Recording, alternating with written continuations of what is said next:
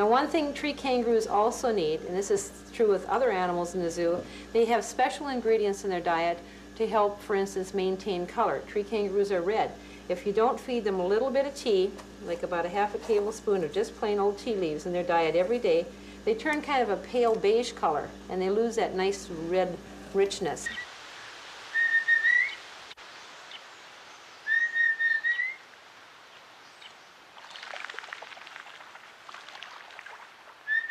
Virtually all animals in the zoo receive a specialized diet, and food may be placed either right in their exhibits, where they're free to search and choose for themselves, or it can be fed to them by hand. Each evening when we bring in the gorillas, we do some hand feeding with each animal to feed them separately. One of the main reasons is to assure that each animal gets a minimum amount of each type of food, so that we know for sure that the more dominant animals aren't hogging all the food and everybody gets their fair share, and we get good, even nutrition among all the animals. It also is very important to socialize them with the individual keepers that they're working with, so that they become very used to us and relatively trusting of us. Yeah? Oh, yeah. See if he eats it now. He would just hoard it. From the African straw-colored fruit bats that prefer their bananas a bit on the mushy side, to the lions who feast on a whole animal carcass once a week to help stimulate their natural behavior,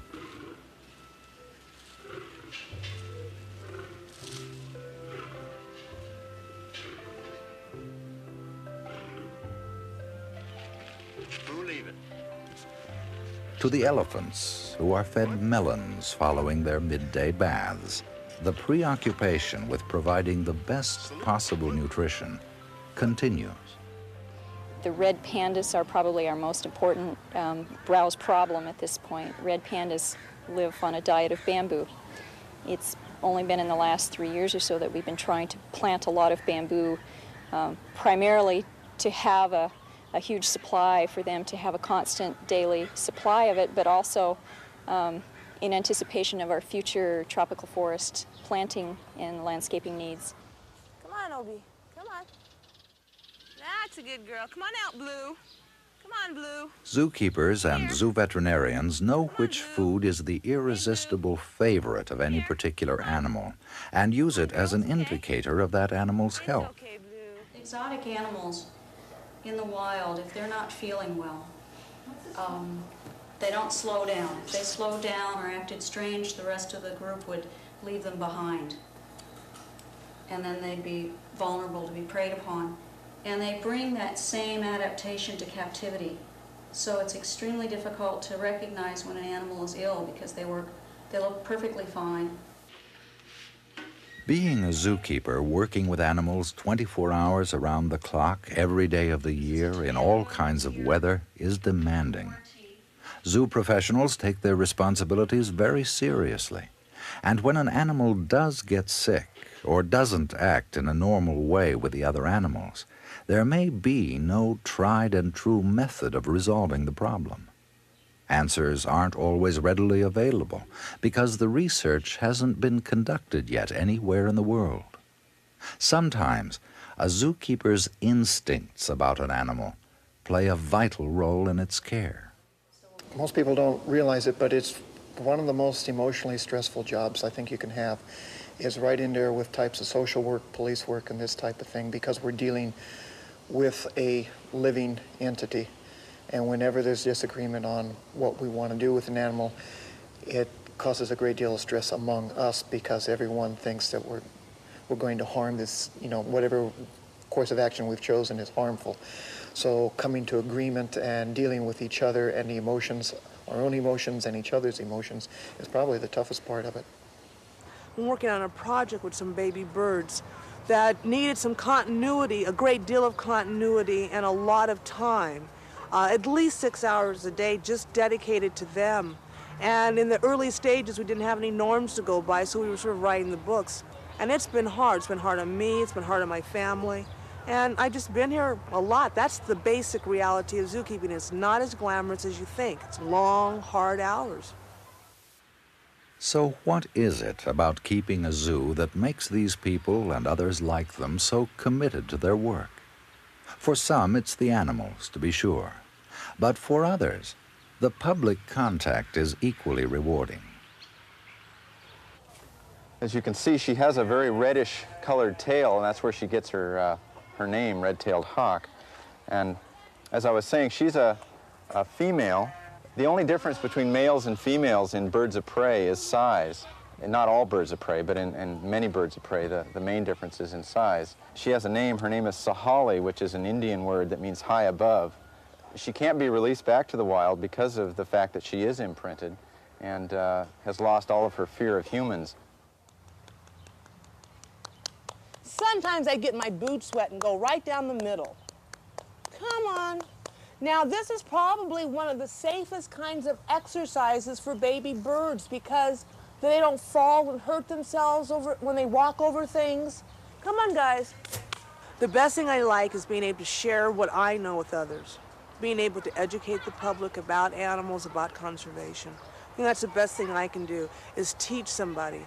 And maybe I might get lucky enough to do something that might be significant in the world of animal husbandry that might help save some animals somewhere down the line. Conservation concerns and communicating with the public are strong recurring themes at Woodland Park Zoo. Educational classes are offered to students of all ages, and the University of Washington holds its Behavioral Studies of Zoo Animals class at the zoo, collecting data and conducting systematic observational research. There is also great pride in having pioneered naturalistic exhibits that work for both humans and animals alike. We've been putting animals into planted enclosures in order to provide a much more natural and healthy environment for the animals to behave, and this is in an effort to get them to behave in more natural ways. Animals develop in a particular habitat in correlation with the kinds of landscape and climate and rock or topography features, and that's a very important thing for people to learn if they're interested at all in animals. It's why is an animal the color it is, or why is it the size it is, why does it run fast, or why does it climb trees? And we're trying to show and recreate the relationships of plants and animals to the world today, because what human beings have to learn is the fact that our animal species are dwindling in numbers and in sizes, and it's primarily because of the loss of the habitat. The new gorilla exhibit we have here is significant in several ways. It was pioneering in a couple ways. One, it's full of natural plantings. The very great strength of that I see is that when people come and visit and see that, they see a normal social unit behaving much more naturally, foraging for food, having to look for it in a very natural surrounding, and the subliminal type of education that comes from that, I think is the strongest thing that zoos do. When they leave here from now on, when they think of gorillas, that's what they're going to picture. That type of grouping, that type of habitat. We've already made the connection with habitat and a need for natural habitat for these animals to exist in the wild. They sometimes seem to enjoy watching the people as much as the people enjoy watching them. But it's also very important for gorillas to have the option of privacy. Sometimes they get tired of the noise and the crowds, and they really need to be able to remove themselves from exhibit. And they do have areas like behind the mound where they can go out of view from the people. Gorillas are just one of several endangered species at Woodland Park Zoo in which breeding has been successful. Zoos have begun working very hard for the last 15 years or so at breeding almost everything we have. The first step of doing that is to, one, stop becoming a consumer of wildlife. We are pretty much self-supporting in most animals. Very few animals come out of the wild anymore. We trade among zoos, we breed, and we supply ourselves. We're self-sustaining. And the second thing is we want to eventually be able to, if the situation arises, supply animals for restocking the wild. Keeping accurate, computerized records on each animal through the databank of the International Species Inventory System is a time-consuming but very important function at the zoo. Quite simple. It has information on the animals, where it came from, on the sex of the animal, on when it was born, on whether it was wild caught, on the ID mechanism. Does it have an ear tag? Does it have a tattoo? What is its stud book number? What is its name? And I can edit all this information, and then once a month this program is sent to the international organization and is used to update their database. It takes many caring and knowledgeable people to run a zoo. Professionals and volunteers alike form the backbone of this extended zoo family. Every year, more than 1,000 people donate over 60,000 hours of volunteer service to the zoo. And you as a visitor are part of the family portrait too, remembering to respect the animals, speaking softly when near them, respecting their need for quiet time and private spaces, being patient and waiting for them to reappear again, learning more about them and their habitats. It has been said that in the end we will conserve only what we love, we will love only what we understand, and we will understand only what we are taught. We hope you will come back to Woodland Park Zoo, learn to love the animals, and want to conserve them. As the zoo prepares to close its gates for the night, the routines are starting over once more. Those animals that are housed indoors for the night come inside, and for some animals, the evening hand feedings begin. The animals spend the night in quiet. The keepers finish up their tasks and go home. It is clear that those who work and volunteer here are sustained by the very animals they nurture. With their dedication and yours, Woodland Park Zoo will remain a zoo you can be proud of. A very special place for animals and people alike.